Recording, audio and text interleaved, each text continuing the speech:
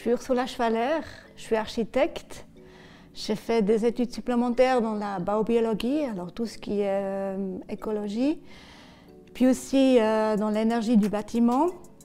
Puis en outre, j'ai une carrière sportive que j'ai faite, je suis championne du monde en handbike.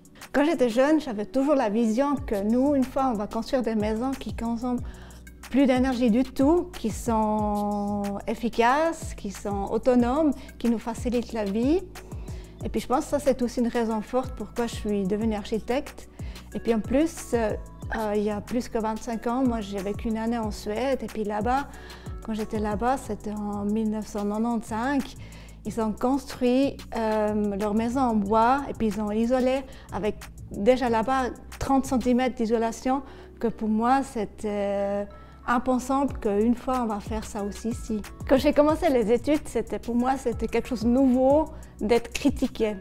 Puis pour moi, c'était aussi d'apprendre que les professeurs critiquent pas moi, la personne Ursula, mais plutôt ce que j'ai dessiné, mes idées, mes projets.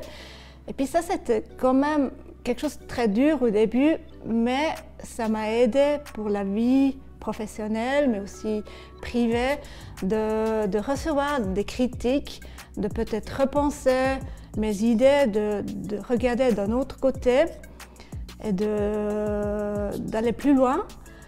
Mais aussi, un autre côté, c'est surtout le stress qu'on avait permanent pendant 3 ans.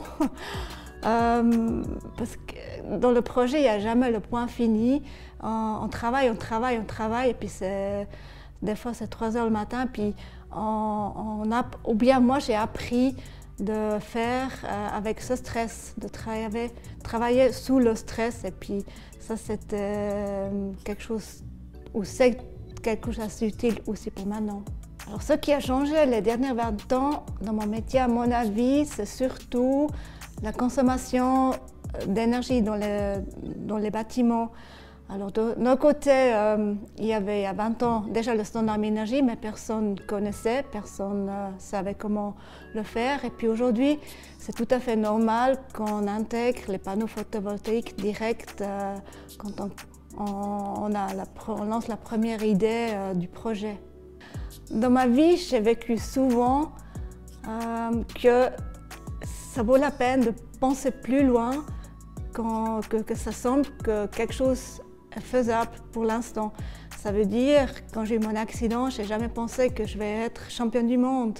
Ou quand j'ai construit ma maison à Passif, je n'ai jamais pensé qu'encore 15 ans après, elle est innovative. Alors, allez plus loin, pensez plus loin, faites des choses qui, encore dans 40 ans, sont innovatives.